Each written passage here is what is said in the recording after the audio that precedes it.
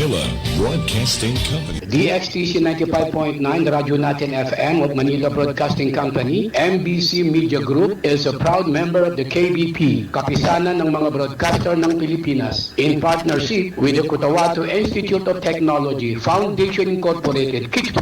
Ito ang Hot News Radio, Hot Balita.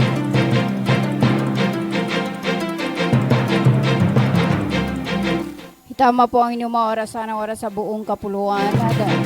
Alas 7 ng umaga. DXTC 95.9 na Radyo Natin FM Cotabato City is a proud member of the KBP, Kapisanan ng mga Broadcaster ng Pilipinas of MBC Manila Broadcasting Company or Media Group. Itama po ang inyong mga oras sa buong kapuluan. Isang minuto makalipas ang alas 7 ng umaga. Welcome aboard sa Hot Balita alas 7. Ngayon ay araw ng Merkules, ika-siyam sa buwan na Disyembre 2025 at ikalabing 8 sa buwan ng Jumadal Akhir 1447 sa Islamic Isra Calendar.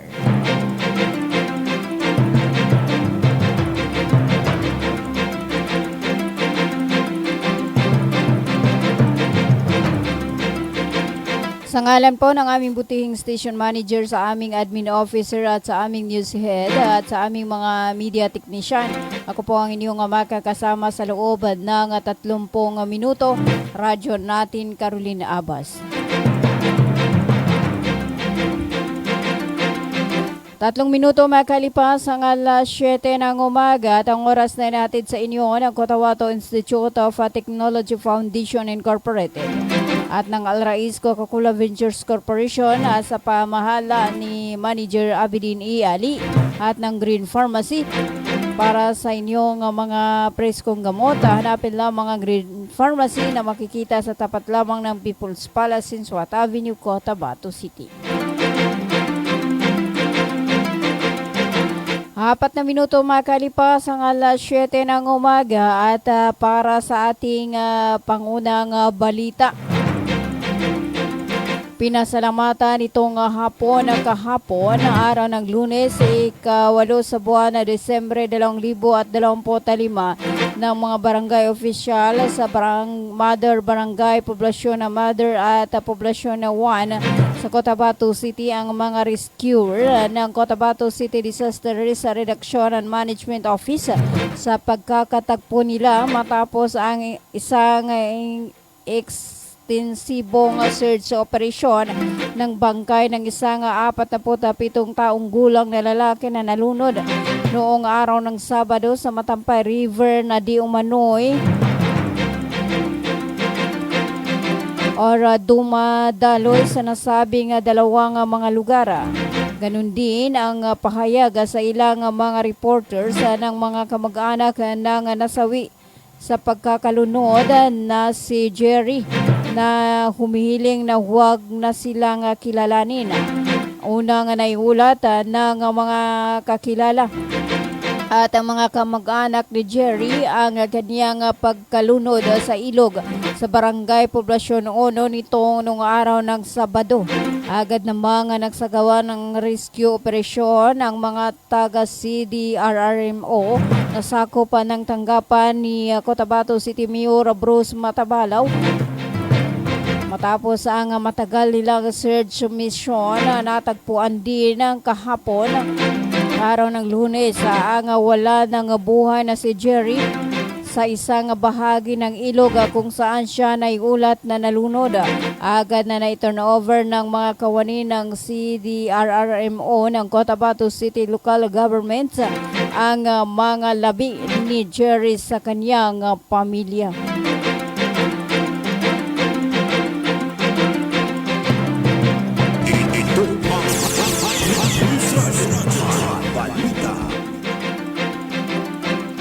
Anim na minuto makalipas ang alas 7 ng umaga.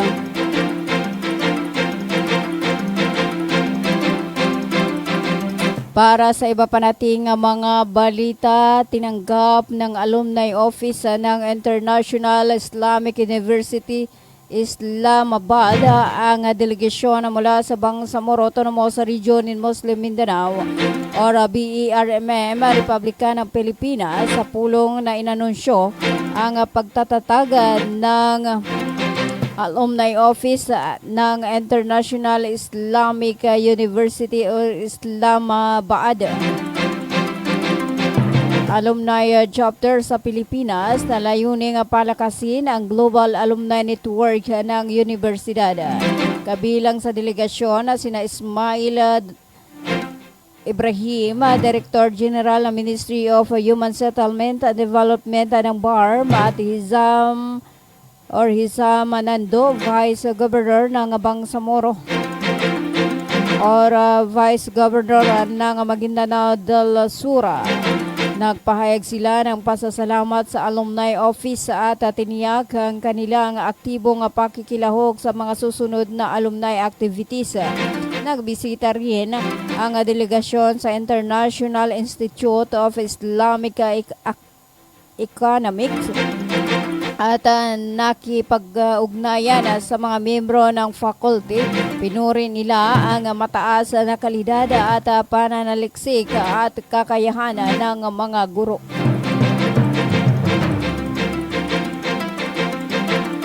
Ito ang News Radio Hot Balita. 8 minuto makalipas ang alas 7 ng umaga. Para sa iba pa nating mga balita, nanawagan ng mga residente ng Cotabato City sa Parlamento ng Bangsamoro na panatilihing maayos ang halalan sa March 2026 at hinimok ang mga mambabatas na tapusin ang panukalang batas para sa distrito.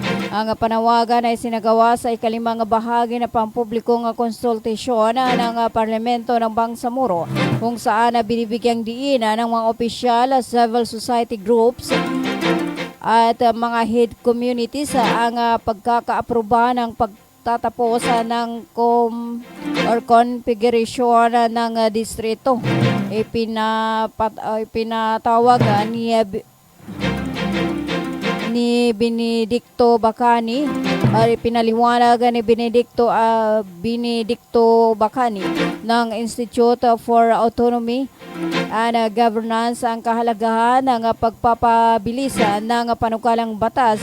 Dapat nating itulak ang halalan sa susunod na taon. Umapila kami sa parlamento na pabilisin ang panukalang batas para sa distrito.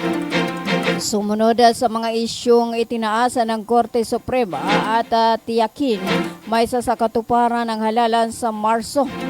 Ani Bacani. Inulit ng mga opisyal ng lungsod ang panawagan na binibigyang diin ang pangangailangan para sa pataas at makatarungang paghihiwalay ng distrito. Sa ilalim ng Parliament Bill number 403, 407, 408, 411 at 415, ang Cotabato City ay magkakaroon ng 3 distrito ng parlamento. Ang mga pagkakaiba ay nasa kung paano pinagsama-sama ang mga barangay sa bawat distrito. Kinilala ni Attorney Naghiba Sinarimbo, Committee on Local Government Chair, ang kontribusyon ng publiko at sinasabing nakatanggap na ang parlamento ng marami at malaking posisyon na lahat ay isa sa alang-alang upang matiyak ang isang patas at inklusibong batas sa pagdidistrito. Magpapatuloy ang mga konsultasyon sa publiko sa Maguindanao del Sur sa December 10 at Maguindanao del Norte sa December 12. Target ng parlamento ng Bangsamoro na maipasa ang mga panukalang batas sa pagdidistrito ngayong Desembre. Isang hakbang na sinasabi ng mga residente na mahalaga upang mapanatili ang mga halalan sa March sa schedule. 11 minuto makalipas ang alas 7 ng umaga. Para sa iba parating mga balita, nagsama-sama ang mga Peace Implementing Panel, Policy Maker at Peace Advocates sa BARM Peace Conference 2025 na ginanap sa Blue Lotus Hotel, Davao City noong ika-4 sa buwan ng Disyembre taong kasalukuyan. Ang conference ay may layuning talakayin ang mga issue at rekomendasyon na kaugnay ng implementasyon ng Comprehensive Agreement on the Bangsamoro. Tampok sa pagpupulong ang presentasyon ng Community Peace Asinda na naglalaman ng mga pananaw at karahasan ng mga komunidad sa BARM ukol sa kasalukuyang kalagayan ng peace process. Dumalo sa pulong sina MILF PIP Chairman Muhagir Iqbal, GPH PIP Chairman Cesar Villano at Presidential Assistant David Diciano mula sa OPAPRO. Binibigyang diin ni Chairman Iqbal na sentral ang ganap na pagpapatupad ng CAB sa paglutas ng mga hamon sa rehiyon. Samantala, kinikilala ni Chairman Yano ang ilang pagkakaantala sa implementasyon ng ngunit muling tiniyag ang suporta ng pamahalaan para maisulong ang pangmatagalang kapayapaan sa Bangsamoro. Ang pulong ay bahagi ng Project Board Bangsamoro Outlook for the Next Horizon na may timang communities at the core driving peace agreement implementation.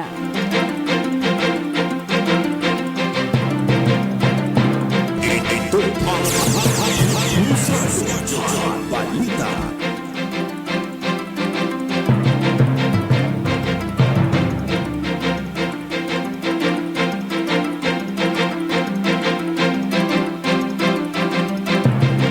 Labing 3 minuto makalipas ang alas 7 ng umaga. Para sa iba pa nating mga balita, dinaluhan ni Vice Governor Maguindanao del Sur, Ustad Zizam Isnando ang pagtatapos na ika-7th Academic and Sport Zone Mate noong araw ng Linggo sa Mahad Aba sa Mama sa Bulod, Al-Islamia Barangay Damalasak.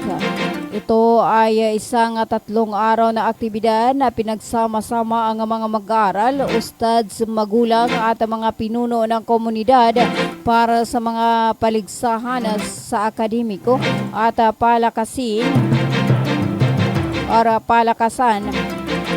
Kasama sa mga dumalo sina Board Member Honorable Rahib Nando, Pagalungan Vice Mayor Honorable Mohamedi na Mama sa Bulod at iba pang mga opisyala. Ang mga mag-aaral ay mula sa 2 madrasa at 6 na mahad ang lumahok sa Zoom or Zone Meet. 15 minuto makalipas ang alas 7 ng umaga. Tayo po ay magbabalik after this short commercial.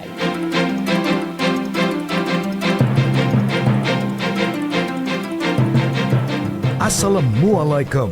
Alam nyo BARM, ang COMELEC voter registration ay bukas na para sa non-BARM areas. Pero sa BARM areas ito ay magsisimula pa lamang sa May 1 hanggang May 18, 2026. Gayunpaman, maaari pa rin kayo mag-avail ng Special Register Anywhere Program o Register Anywhere Program sa labas ng BARM. Pero ang application nyo ay mapoproseso lamang simula May 1, 2026. Syukran!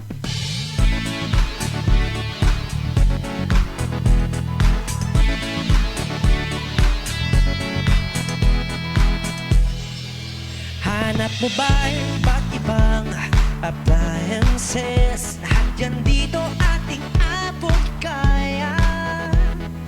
Huge discounts and great services.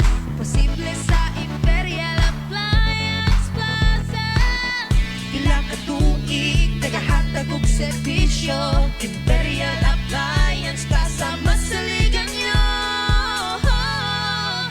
Imperial Appliance Plaza, home of quality appliances. Imperial Appliance Plaza, kalidad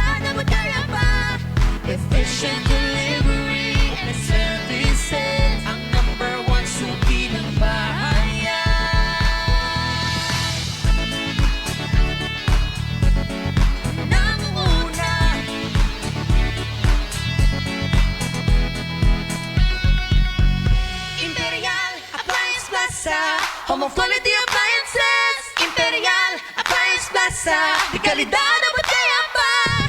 Efficient delivery and services. Ang number one suki ng bahayan. Nangunguna.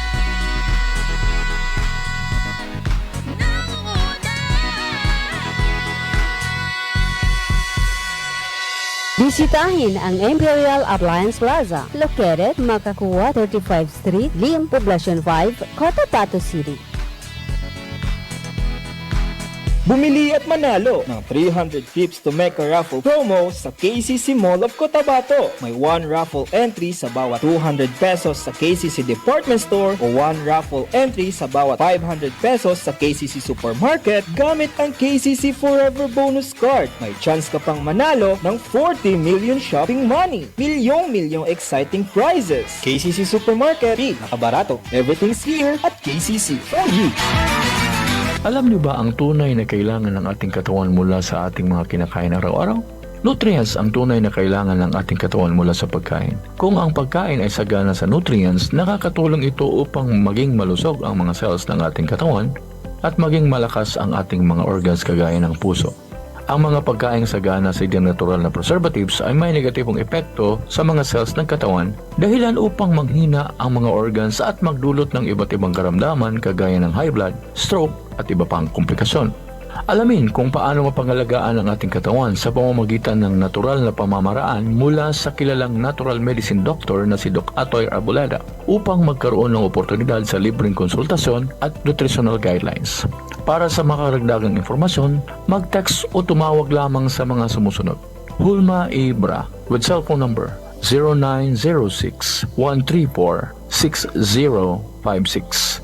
Barangay Corintim, Dato Odin, Sinsuat, Maguindanao.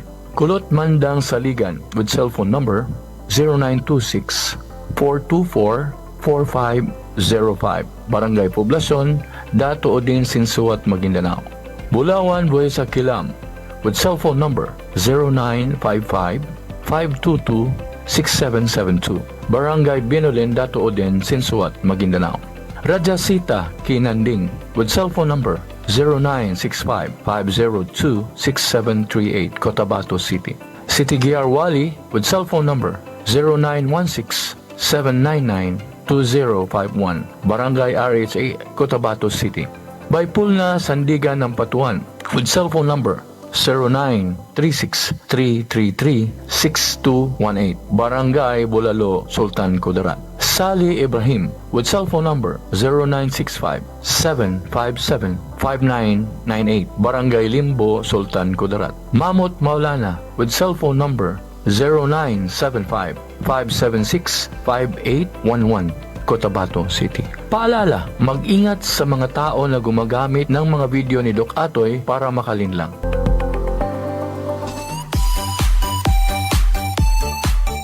Hello mga mamis. Gusto nyo bang manganak sa dekalidad at libreng paanakan? Halina at puntahan ang Bagwa Lying-in Clinic. Libreng manganak at kasama na ang family planning. Kaya mga mamis, simulan na ang libreng pagpapacheck up. Dito lang yan sa Bagwa Lying-in Clinic. Open 24 hours at PhilHealth accredited. Narito ang kanilang mga services offered. Family planning, IUD insertion or removal, check up, pill supply, condom supply, DMPA injection, referrals for bilateral ligation, BTL, natural family planning, NFP method, counseling, maternal and child health, physical exam, breast exam, pelvic exam, prenatal care, postnatal care, pap smear, well body care, immunization, breastfeeding, cord dressing, whey taking, safe, normal, spontaneous delivery, newborn screening. For other services, you may please contact our midwife at landline number 557-4422 or a cell phone number 0917-531-6697. Para sa mga karagdagang katanungan, pwede kayong bumisita anumang oras sa Bagwa Lying-in Clinic at hanapin lamang ang kanilang clinic manager. Ang Bagwa Lying-in Clinic ay matatagpuan sa Kimpo, Bagwa 2, Cotabato City. Owned and managed by Madam Fe Camano Mandi. Tandaan mga mamis, Bagwa Lying-in Clinic.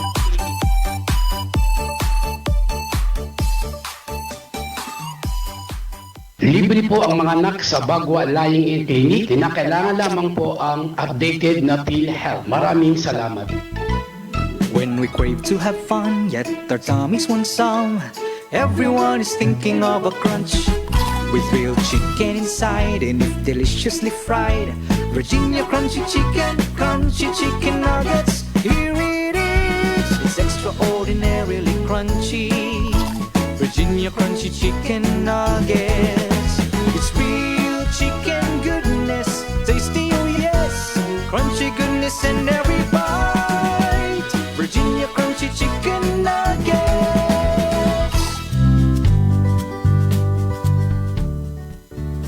Karapatan mo, protektado ng batas. Alam mo ba na may batas na tumitiyak sa karapatan nating mga persons with disability sa Pilipinas? Ito ang Magna Carta for Persons with Disability o RA 7277. Tinitiyak nito ang bawat person with disability ay may access sa edukasyon, trabaho, transportasyon, kalusugan at rehabilitasyon. Ayon sa RA 7277, dapat may wheelchair ramps, accessible toilets at sign language interpreters sa mga pampublikong lugar. Sinasabi din sa batas na to na may proteksyon tayo mula sa diskriminasyon sa trabaho, paaralan at serbisyo.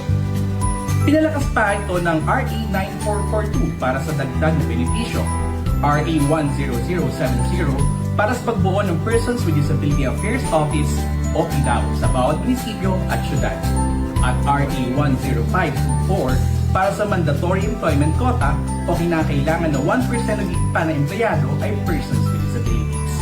Tandaan, ang kapansanan hindi lang sa karapatang pantao dahil tayo ay may batas na kakampi natin at magpoprotekta sa ating mga persons with disabilities. Karapatan mo, ipaglaban mo. Ang paalaalang ito ay hatid sa inyo ng Access Project. Ganito yon sabihin ko sa inyo. Makinig kayo. Binabati ko po kayo at inanyayahan na makinig dito lang sa himpilang DXTC 95.9 Radyo Natin FM, Cotabato City. Maraming salamat po. Sabihin ko sa di magaga. Ito ang Hot News Radio, Hot Balita. Itama po ang inyong mga oras sa buong kapuluan na 24 na minuto makalipas ang alas 7 ng umaga. At ang oras na natin sa inyo, niya Dato Odin Sinsuat, ang Municipal Councilor, Honorable Teodoro Ted Moingate. At also atid sa inyo, niya MP Attorney O. Maria Sarsema, Deputy Speaker of the Bangsamoro Transition Authority or BTE BARM. At ng Ministry of Labor and Employment or MOLIBARM sa pamahala ni Minister Dato Muslimin G. Sema or Bapamos. 25 minuto makalipas ang alas 7 ng umaga para sa pagpapatuloy ng ating Hot Balita alas 7. Ito ang Hot News Radio, Hot Balita. Inaprubahan na ng Subcommittee C ng Committee on Finance, Budget and Management ang 624.15 milyon na budget ng Ministry of Science and Technology or MOST BARM para sa 2026. Ang budget na ito ay tututok sa pagpapalakas ng mga kakayahan sa mga agham na rehiyon, pagsusulong ng mga inisyatibo sa inobasyon at pagpapalawak ng edukasyon sa agham at mga programa sa science and technology na nakabatay sa komunidad. Dumalo sa deliberasyon ang mga opisyal ng MOST BARM sa pangunguna ni Minister Bailing S. Mantawil upang iharap ang budget. Kinilala ng committee ang mga pagsisikap ng ministeryo at binibigyang diin ang pangangailangan para sa patuloy na pamumuhunan sa agham at teknolohiya upang bigyang kapangyarihan ang mga komunidad at bumuo ng pangmatagalang katatagan sa rehiyon. Aayusin ng MOST BARM na isumiti ang mga karagdagang proyektong prioridad para sa 2026 upang higit pang mapalawak ang abot at epekto ng mga programang ito. Ito ang News Radio Hot Balita. 27 minuto makalipas ang alas 7 ng umaga.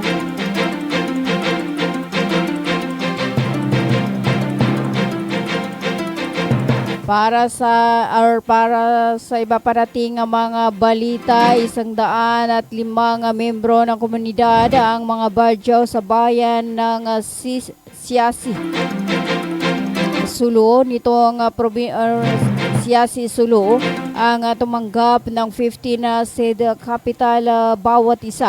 Ang pamahagi ay naganap noong or kamakailan sa ilalim ng programang Layag Badyaw ng MSSD. Bago tanggapin ang puhunan, sumailalim muna ang mga beneficiaries sa isang seri ng komprehensibong pagsasanay upang masiguro ang tamang paggamit ng ibinigay na kapitala.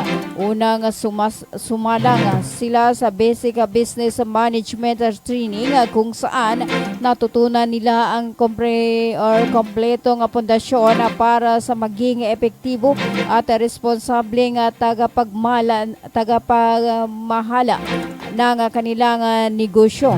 Binigyan din sila ng input ukol sa bookkeeping at financial literacy upang matutunan ang sistematikong pagtatala, pag-organisa at pagsubaybay sa lahat ng transaksyong pinansyal ng kanilang kabuhayan.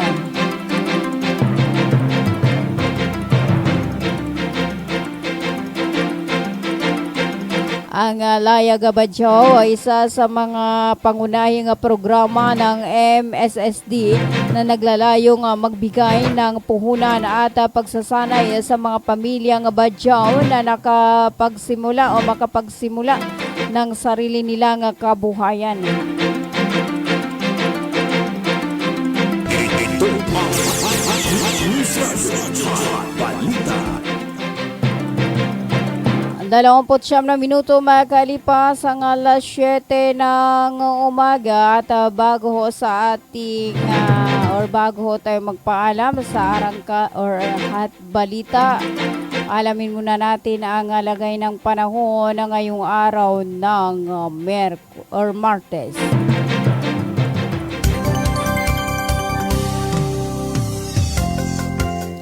Base sa inilabasan ng Pag-asa, ang localized thunderstorm ay nakakaapekto sa Mindanao. Ang rehiyon ng Bangsamoro Autonomous Region in Muslim Mindanao or BERMM ay makakaranas sa bahagyang maulap hanggang sa maulap na papawirin na may pulo-pulo na pag-ulan o pagkidlat, pagkulog dulot ng localized thunderstorm. Posible naman itong magdulot ng pagbaha o pagguho ng lupa kapag patuloy ang pagbuhos ng ulan o may severe thunderstorm. Ang hangin ay nasa banayad hanggang sa katamtaman na nagmumula sa silangang hanggang hilagang silangan na direksyon at ang alon sa mga baybaying dagat ay nasa mahina hanggang sa katamtaman. Ang temperatura ay nasa pagitan ng 33.2 degrees Celsius hanggang 28.4 degrees Celsius. Sumikat ang araw alas 5:43 ng umaga at lulubog alas 5:27 ng hapon. At yan ang ating ulat panahon mula sa DOST Pag-asa Cotabato. At ang ating ulat panahon ay inihatid sa inyo ng MOST BARM sa pamahalaan ni Minister Honorable Bailing S. Bantawil at sa buong suporta ni BARM Chief Minister Honorable Abdurrauf Makakuha, katuwang ang radyo natin na laging handa, laging alerto, mga Kabangsamoro. Ito ang News Radio Hot Balita. 32 minuto makalipas ang alas 7 ng umaga at yan na po ang kabuuan ng ating Hot Balita alas 7. Ngayon ay araw ng Merkules, ika-siyam sa buwan ng Disyembre 2025 at ika-18 sa buwan ng Jumada al-Akhir 1447 sa Islamic Hijra Calendar. Sa ngalan po ng aming butihing station manager, sa aming admin officer at sa aming news head at sa aming mga media technician, ako po ang inyong nakasama sa looban ng 30 minuto. Radyo natin Carolina Abbas, sa magandang umaga Central Mindanao, tuloy-tuloy sa pagbabalita, tuloy-tuloy sa serbisyo, sama-sama tayo Pilipino at sama-sama tayo Bangsamoro. 32 minuto makalipas ang alas 7 ng magandang umaga.